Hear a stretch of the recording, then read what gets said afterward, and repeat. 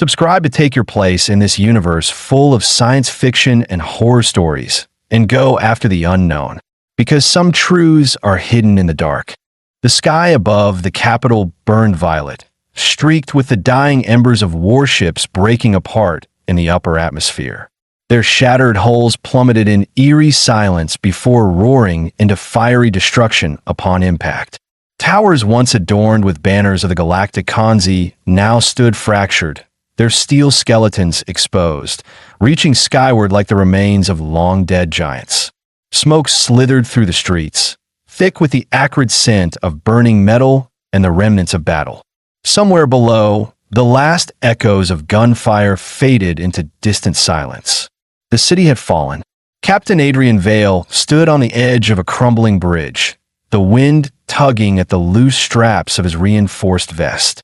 His shadow stretched long over the rubble-strewn ruins beneath him, distorted by the flickering flames that still licked at the remains of crushed vehicles and collapsed buildings. His hands, scarred and calloused, rested against the cold metal railing, what was left of it. This was once enemy ground. Now it was something else entirely. The insignia on his chest, a relic of a past life, bore the mark of the very regime he had helped to topple. Once, it had meant loyalty, servitude, the unquestioned following of orders. Now, it was little more than a reminder of how blind he had once been.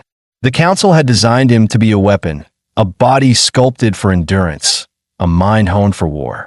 They had made him stronger, faster, nearly impervious to pain, but in their arrogance, they had failed to anticipate the unintended consequence of their own creation. He had learned to think. Boots crunched over loose gravel behind him, deliberate but unhurried. He didn't turn. He knew the sound of those steps. "You're quiet," said Leanne Morrow, her voice low, edged with something unreadable. Adrian exhaled, watching as a massive dreadnought drifted like a wounded beast beyond the thick clouds, its engines flickering, its hull scarred from the battle that had raged for hours, perhaps even days. He had lost track of time somewhere between the first breach of the city walls and the final surrender of the last holdout. "I'm thinking," he said. Leanne stepped beside him, her rifle slung low across her back, though her fingers rested near the grip.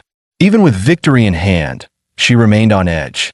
They had all learned, by now, that safety was an illusion. "I'd say it's a little late for that," she muttered, glancing toward the streets below, "but we both know you started thinking a long time ago." The city stirred with movement beneath them. Rebel soldiers moved through the streets, securing the remnants of what was left. Civilians emerged cautiously from hiding places, their faces marked by exhaustion and uncertainty.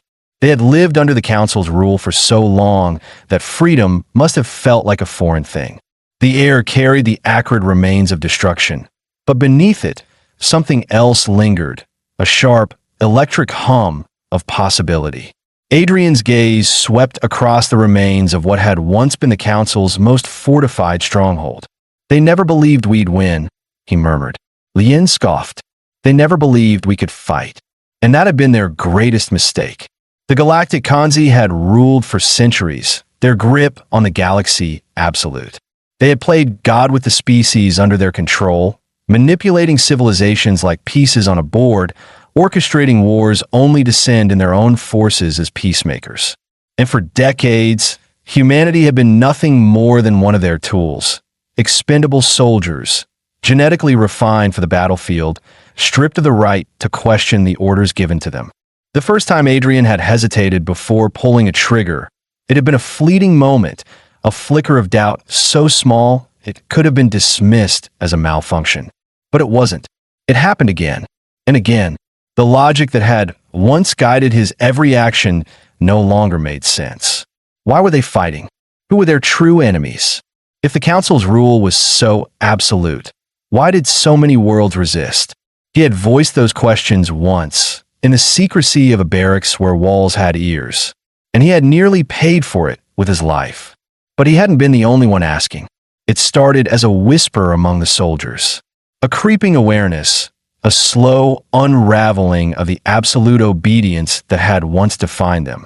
The Council's perfect weapons had become something else entirely, conscious, questioning, and, above all, unwilling to be used any longer. Now, Adrian stood in the wreckage of the empire he had once served. He pushed off the railing, straightening.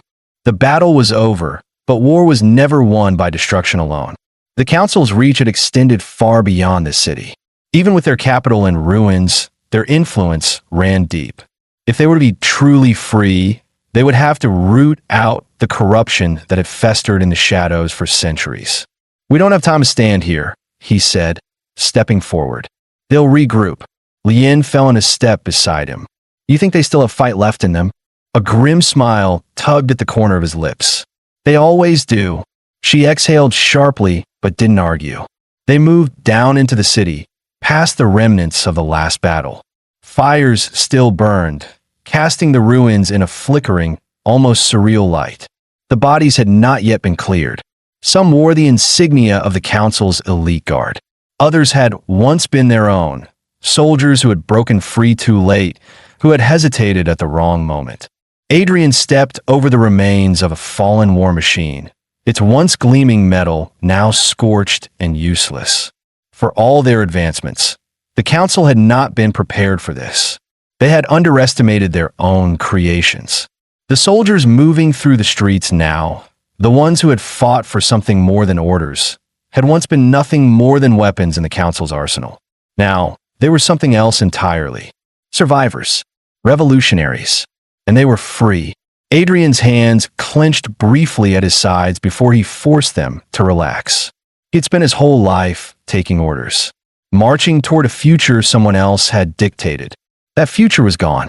For the first time, Adrian Vale was not following a path laid out for him. He was carving his own. The council chamber, once the heart of dominion over the known galaxy, lay in ruin. Smoke curled from shattered fixtures, the grand banners of the Galactic Kanzi torn and smoldering, their proud insignia reduced to little more than ash-streaked fabric clinging to broken poles. Dust and debris choked the air, mixing with the metallic tang of blood. The walls, carved with centuries of history, bore the scars of gunfire and explosion, their once imposing inscriptions now fractured and unreadable. This was not a temple of power anymore. It was a tomb. Adrian Vale stepped over the wreckage, his boots leaving prints in the dust of a fallen empire. He had stood in this room once before, years ago, but not as a rebel. Then, he had been a soldier of the Order, one of the council's chosen, called forth to swear loyalty to the very figures who now lay dead or dying around him.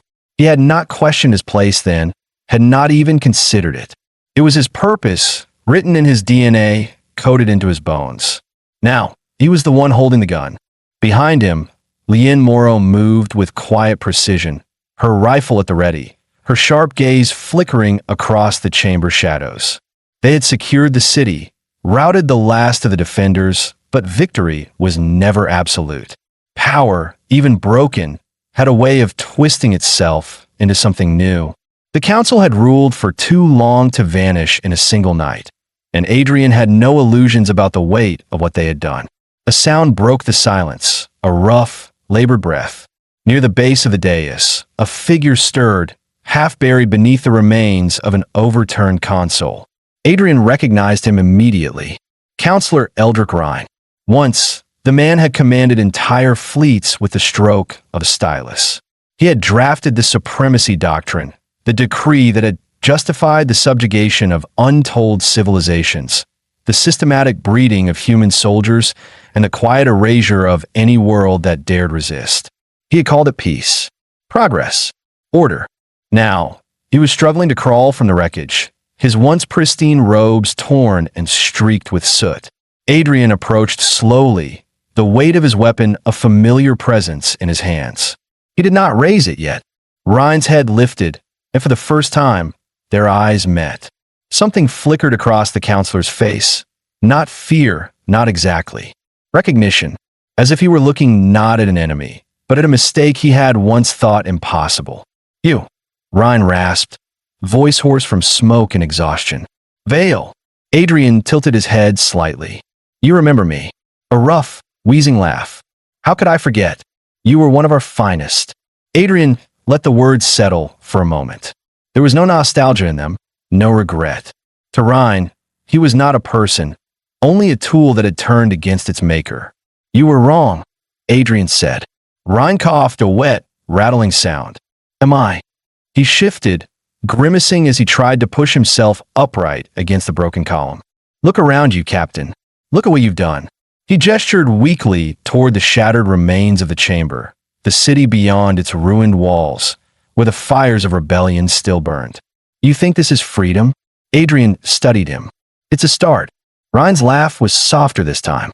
"You have no idea what you've unleashed." His breath shuddered. "You call us tyrants, oppressors, but we brought order to the chaos. We built something that lasted. Without us, there will be nothing but war. Power doesn't vanish, Captain. It shifts." He looked up, eyes sharp despite his injuries. "And someone will take it." Lien, silent until now, exhaled sharply, stepping closer. "You enslaved us. We elevated you."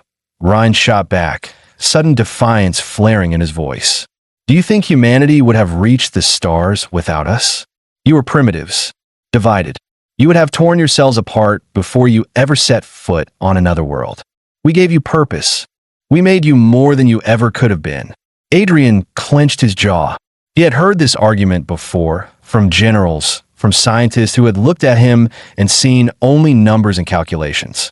A test subject, a weapon perfected over generations of engineered evolution. It was the lie that had kept them chained. He crouched, meeting Ryan's gaze directly. "And yet, here we are, standing, while you crawl." Ryan said nothing. Outside, the deep hum of incoming ships vibrated through the air, rebel forces sweeping the city, securing what remained. The Council's empire had fractured, but its remnants would not go quietly. Adrian knew that as surely as he knew the weight of the rifle in his hands. The war wasn't over. Not yet. He straightened, stepping back. "I don't care what you believe. The Council's rule is over." Something in Ryan's eyes shifted. Not acceptance, something else. Something Adrian couldn't quite place. "You think you've won," Ryan murmured. "But there are forces in this galaxy older and hungrier than the Council ever was. You don't even know what's waiting for you in the dark." Adrian frowned, but before he could ask what that meant, Lien moved. She didn't wait for an order. She didn't hesitate. The gunshot was sharp, final. Ryan slumped against the column, blood blooming across his chest. His last breath escaped in a slow, shuddering exhale. Adrian exhaled, tension coiling in his spine. He hadn't told her to do it, but he didn't reprimand her either. Ryan had been a relic of a dying world. The future wouldn't be built by men like him. Still, something about his final words lingered, like an itch at the back of his mind. Lien slung her rifle over her shoulder, looking down at the body with a mixture of satisfaction and something unreadable. "So," she said finally, "what now?" Adrian turned toward the ruined city. The fires had begun to die, but smoke still coiled in the air. In the distance, rebel banners were being raised, crude symbols of victory in a war that was far from over. "There are still soldiers out there," he said. "Still fleets answering to ghosts." He glanced at her. "We find them before they find us." She nodded, and together, they stepped out into the smoldering dawn. Freedom had a cost, and they had only begun to pay it. The command center was quieter than it should have been, not in the way of peace, but in the way of tension coiled so tightly it had yet to snap. The air hummed with the faint static of open comm channels, hushed voices passing along intelligence, and the rhythmic beeping of status updates from across the capital. It smelled of scorched metal, sweat, and the unmistakable acrid tang of burned-out circuits. Victory had left its scars, and now, in the dim glow of the war table, the next battle loomed. Adrian Vale stood over the fractured map of the galaxy, watching the shifting projections of troop movements and fleet positions. The Council had fallen, but power never truly disappeared. It reassembled, rebranded, found new hands to mold it. And at the far edge of the display, moving with terrifying precision, was Legion 5, the Council's most elite force. Unbroken, uncompromising, advancing. Across from him, Lien Morrow tapped a finger against the edge of the table, eyes scanning the data with a frown. They're not wasting any time, she muttered. Their formation's too clean for a retreat. This is a counterattack. Adrian nodded. It's what they were built for. Lien glanced at him, her frown deepening. You sound like you admire them. Adrian exhaled through his nose. I know them. He had trained alongside many of them. Fought beside them. Legion 5 wasn't just another division of the Council's military. It was the perfect army. Not bound by politics or ambition, only by purpose. And that purpose had not changed, even if the galaxy had. Lien leaned in slightly, voice lowering. How bad is this? Adrian traced a path across the map with one gloved finger. They're not engaging immediately. They're securing points of control, supply lines, relay stations, weapons caches. They'll cripple the city before they set foot in it. Lien straightened. We need to move first. Adrian didn't answer right away.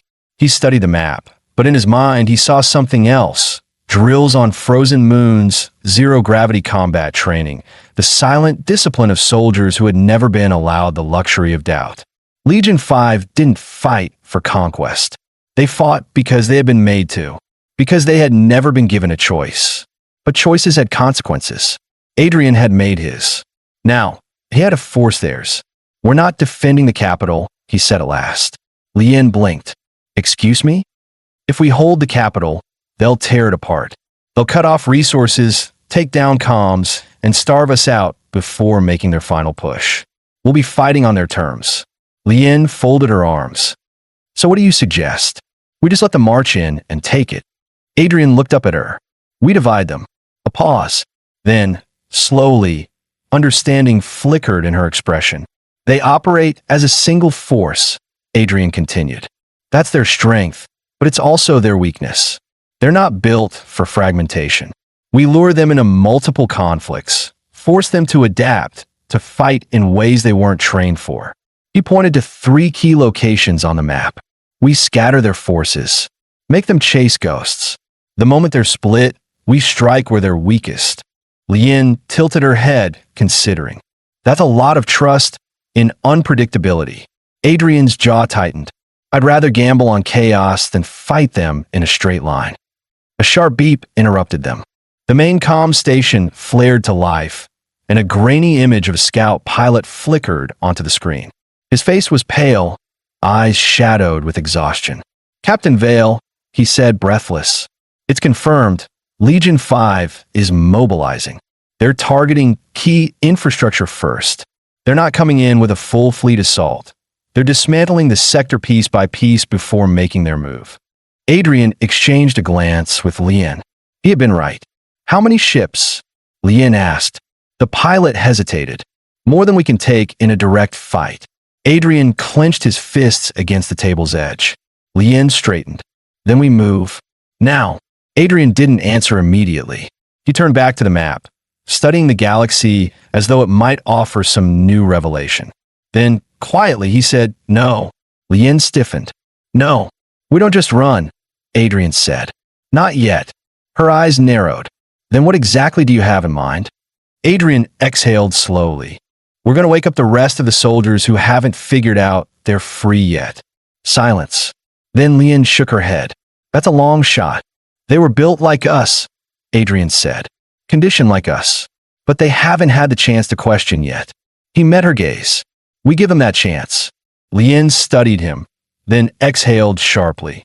And if they don't take it, Adrian's expression was grim. Then we find another way to break them. Lien smirked slightly. I hope you have a hell of a speech ready. Adrian looked at the map one last time.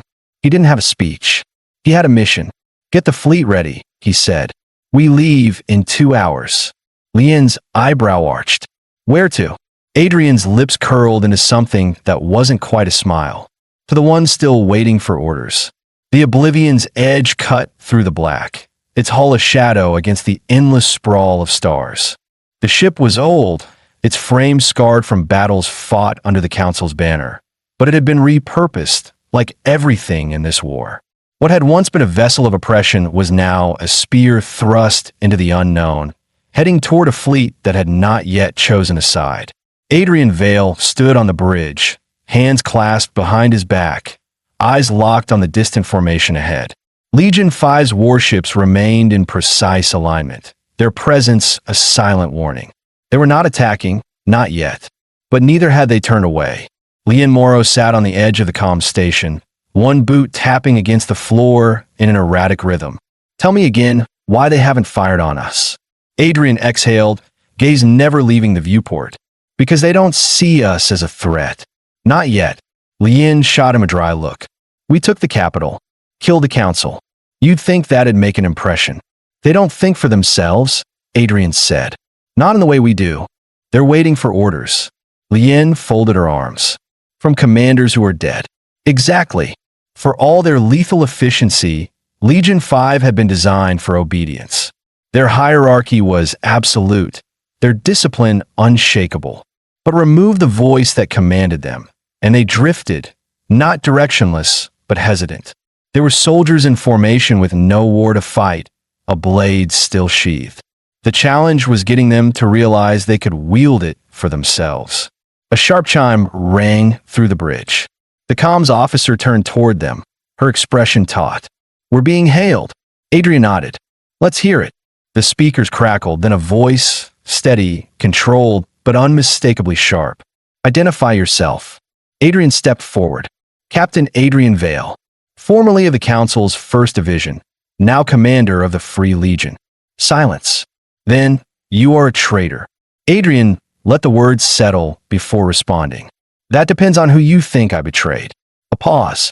He could almost hear the calculations happening on the other end, the rigid logic weighing his words against the doctrine ingrained in them. You defied the council, the voice finally said. Executed its leadership. Aligned yourself with insurgents. Yes, Adrian admitted. And yet, here we are, talking instead of exchanging fire. That means something, doesn't it? Another pause. This time longer. Lien shifted beside him, lowering her voice. This is either going really well or really badly. Adrian didn't answer. He knew the mind of a soldier bred for war, could feel the tension in the silence, as if it were his own. Legion 5 didn't hesitate in combat. If they were holding fire, it was because something in them, however small, was considering his words. The voice returned, still devoid of emotion. Why did you call us? Adrian leaned forward slightly, letting the weight of his next words land. To offer you a choice. Static hummed through the channel, stretching the silence thin. Then, finally elaborate. Adrian took a breath, choosing his words carefully. The council is gone. The war they trained us for no longer exists. You can keep fighting ghosts, hunting an enemy that doesn't exist anymore, or you can decide for yourselves what comes next. We do not require decisions. We follow orders. Whose? Adrian asked. The silence returned, heavier than before. Lien's voice was barely above a whisper. You're cutting right through them. Adrian wasn't sure if she meant the fleet or the conditioning inside their minds. Either way, he pressed on. You were made to obey, to fight for a cause you never questioned. But that cause is gone, and you know it. His fingers curled against his palm. So now you have two options. You can keep waiting for orders that will never come, or you can choose your own path. The silence stretched long this time. Too long. Then, the voice spoke again, quieter than before. We require time. Adrian exhaled slowly. It wasn't surrender. It wasn't defection. But it was something. Understood, he said. But time won't be a luxury for long. Legion 5 is already moving to crush the rebellion. If you stay on the sidelines, you'll be forced into a choice anyway, on someone else's terms. Another pause. Then, we will consider. The transmission cut. Lien let out a breath and ran a hand through her hair. I can't believe that worked. Adrian didn't share her relief. Not yet. It's not over. She sighed. It never is. He turned back toward the viewport, watching as the formation of warships remained still against the darkness. The battle hadn't been won here. Not yet. But for the first time, the cracks had begun to show.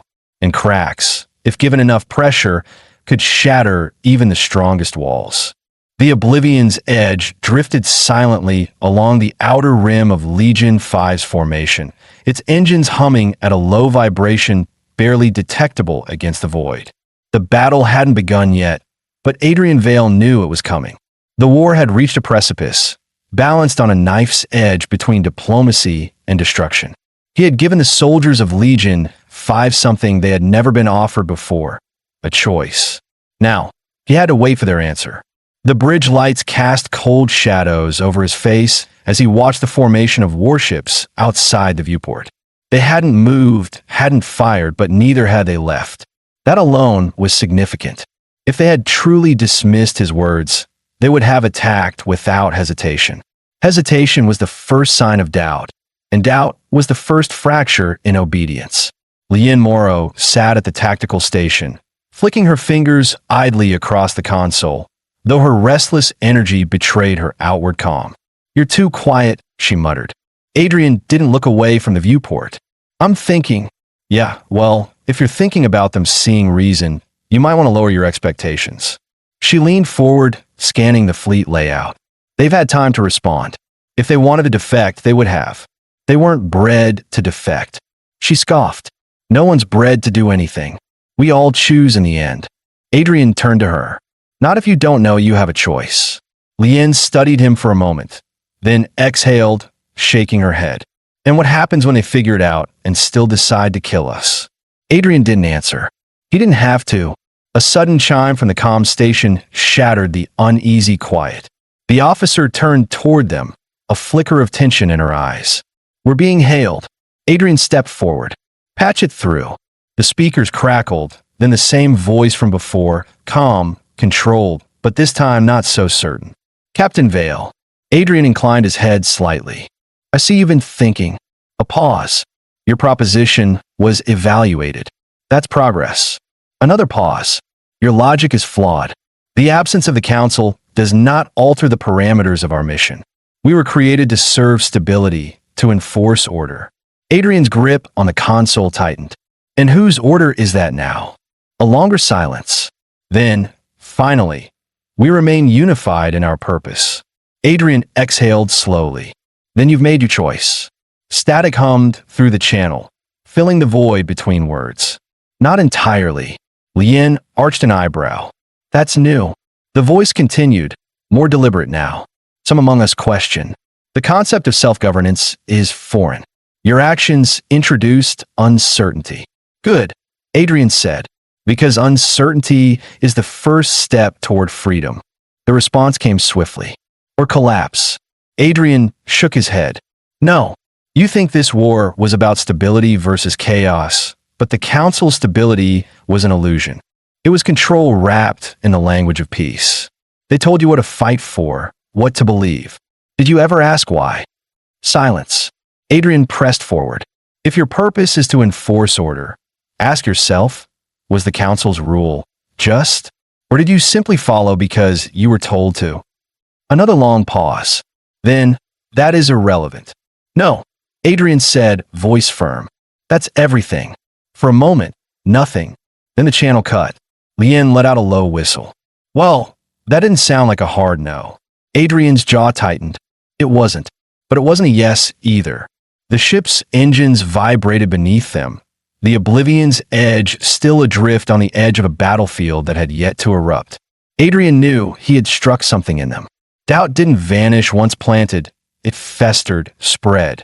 The question now was whether it would break them apart or push them deeper into their doctrine.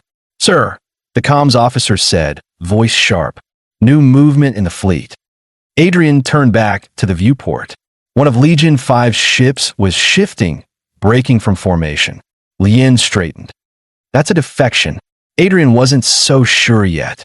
"Or an opening move." The lone warship veered toward them, its engines burning bright, deliberate. Then, the comms channel flickered back to life. "This is Commander Ryan of the Dreadnought Aegis," a new voice announced. "I'm breaking rank.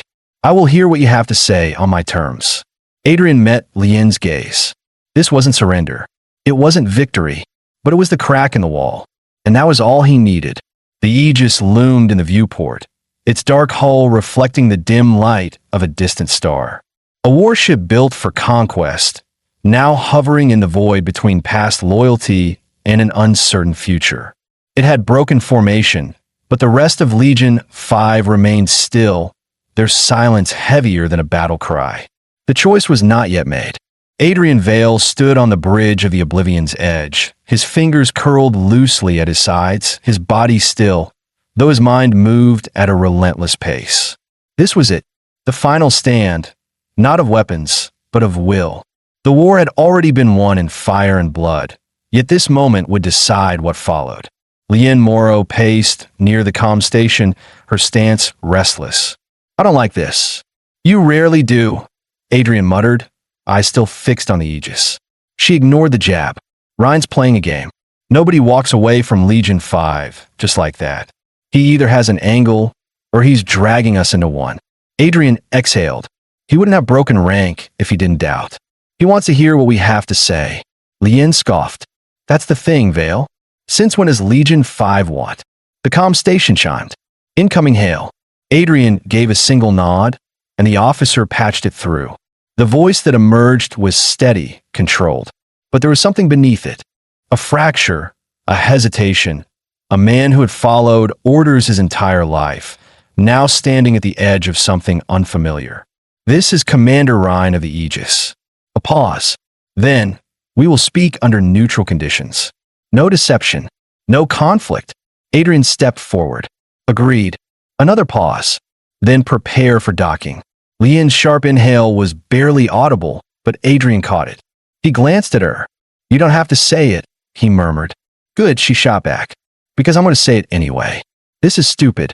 We don't win this war with another battle," Adrian said. "We win it by ending the need for one." Lien rolled her eyes, but said nothing more. That was as close to trust as she ever gave. Minutes later, Adrian stood at the airlock, watching as the Aegis docking bridge extended toward them. A metallic clang signaled its connection, followed by a hiss as pressure equalized. Then the doors slid open. Ryan stepped through.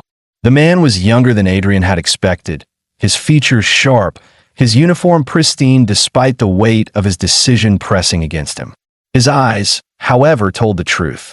They carried the exhaustion of a soldier who had never been allowed to rest. Adrian took a step forward. "Commander." Ryan inclined his head. "Vale." No rank. No title. Just names. The war had already shifted. The airlock sealed behind them, the hum of the ship's systems filling the silence. Neither man moved. Then Ryan spoke, his voice measured. "You think words will undo what we are?" Adrian held his gaze. "I think they already have." A flicker of something, annoyance, maybe even anger, crossed Ryan's face. "We were built for service, engineered for discipline, and you would undo that? Turn us into what? Free men? Is that such a terrible thing?" Ryan's jaw tightened. "It is meaningless." Adrian shook his head. "No, it's terrifying. Because the moment you admit you have a choice, everything you've ever done becomes something you could have refused. Every mission, every order, every life taken. And that weight is unbearable." Ryan's expression didn't change, but the room felt colder. "You don't want to face that," Adrian continued. "None of us did. But we have to. Because if we don't, then we're nothing more than machines. And I refuse to believe that about us." For the first time, Ryan looked away. Just for a second, Adrian pressed forward. "Legion 5 believes it fights for order. But what is order without purpose? Without justice? Without the will to question it?" He took another step, his voice lowering. "You asked me if words could undo what you are. But the real question is, what happens when you realize they already have?" Silence. Then Ryan exhaled, a slow, deliberate breath. When he met Adrian's gaze again, something was different. Not surrender, not certainty, but something close. "You asked for a choice," Ryan said. "Then let me make one." He turned to the comms officer. "Patch me through to Legion Command." The officer hesitated, glancing at Adrian. He nodded. Static crackled, then a secure channel opened. The voices of Legion 5's commanders flooded the frequency. "Commander Ryan." "Report, Commander. What is your status?" Ryan stood still for a long moment. Then, slowly he spoke. "The Council is gone," he said, his voice carrying across the fleet. "The war as we knew it is over. We were created for a purpose that no longer exists. And we must decide for ourselves what comes next." Silence. Then, one by one, The warships of Legion 5 began to shift. Their formations broke. Some hesitated. Others aligned with the Aegis. Adrian felt the breath he hadn't realized he was holding leave his chest. It wasn't all of them. Not yet. But it was enough. The war had ended in fire. But peace would begin in choice.